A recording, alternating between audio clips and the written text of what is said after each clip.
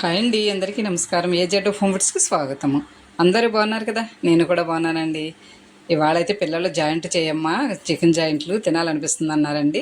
వాళ్ళ డాడీ వెళ్ళి ఇదిగో చికెన్ అయితే తీసుకొచ్చారు. అక్కడే శుభ్రంగా నాట్లు అవి పెట్టించుకొచ్చేసారు. నేను ఇంటికి తేగానే శుభ్రంగా క్లీన్ చేసేసి ఇదిగోండి ఒక గిన్నెలోకి అయితే తీసుకున్నాను.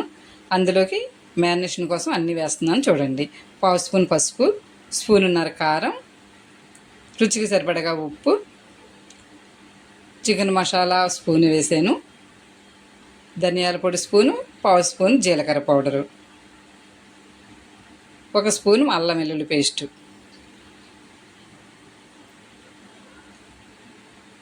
మైదా పిండి 2 స్పూన్లు,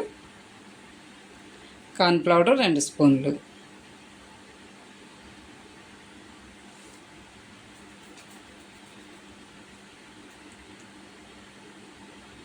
ఇవన్నీ చక్కగా కలుపుకోవాలి.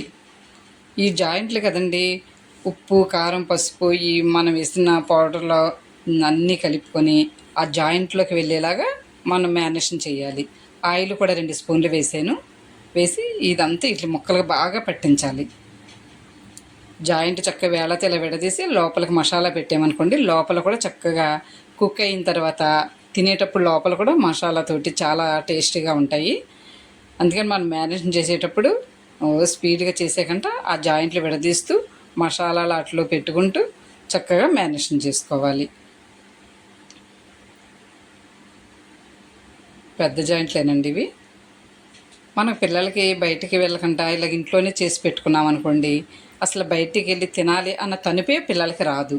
ఎందుకంటే వాళ్ళకి తినాలనిపించినప్పుడు మన ఇంట్లోనే అడుగుతారు. ఇలాగ అడిగేటప్పుడు మనం ఇలా చక్కగా చేసి పెట్టామనుకోండి, రుచిగా ఆరోగ్యంగా తింటారు. ఇదిగోండి, ఒక నిమ్మకాయ అయితే పిండేస్తున్నాను నేను. నిమ్మకాయ కూడా మొత్తం అంతా ముక్కలకు పట్టించేద్దాం. ఇలాగ మొత్తం అంతా కలుపుకున్న తర్వాత మ్యారినేషన్ శుభ్రంగా అయిందో లేదో చూసుకొని మనం ఇది ఒక గంట టైం ఉంటే 2 గంటలు కూడా ఫ్రిడ్జ్లో పెట్టుకోవచ్చు. నేనైతే ఇప్పుడు గంట పెడుతున్నాను మూత పెట్టేసి. గంట తర్వాత బయటికి తీసుకొని పక్కన పెట్టుకున్నాను. స్టవ్ వెలిగించి బాండి పెట్టుకొని తగినంత ఆయిల్ పోసాను.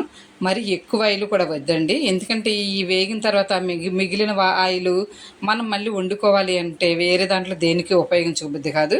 అలాంటప్పుడు అది వేస్ట్ అయిపోతుంది. అందుకని కొద్ది తక్కువ ఆయిల్ వేసుకొని మనం వేపుకుందాం ముక్కల్ని.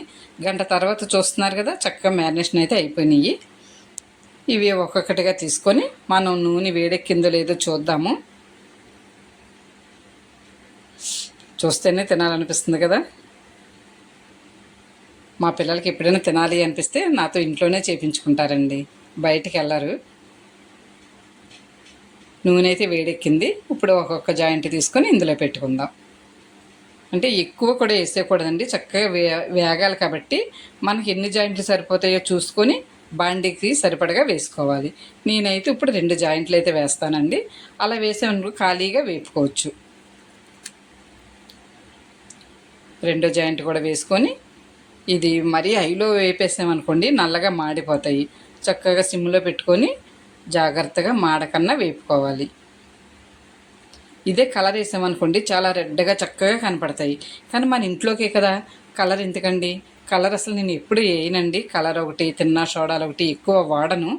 ఎప్పుడైనా వీడియో చేయాలి మరీ బాగోదు అనుకున్న టైంలోనే నేను వేస్తాను. ఇంట్లో అయితే అస్సలు ఎప్పుడు కలర్ కానీ టేస్టింగ్ సాల్ట్ కానీ తిన్న సోడాలు అస్సలు వాడనండి. రుచి కన్నా కూడా ఆరోగ్యం ముఖ్యం కదా, అందుకని ఆరోగ్యం ముఖ్యం కోసం నేను ఇలా న్యాచురల్గానే వండేస్తాను. కలర్ ఏముందండి, రుచి కావాలి కానీ మనకి. ఇగో చక్కగా వేగిపోయాయండి.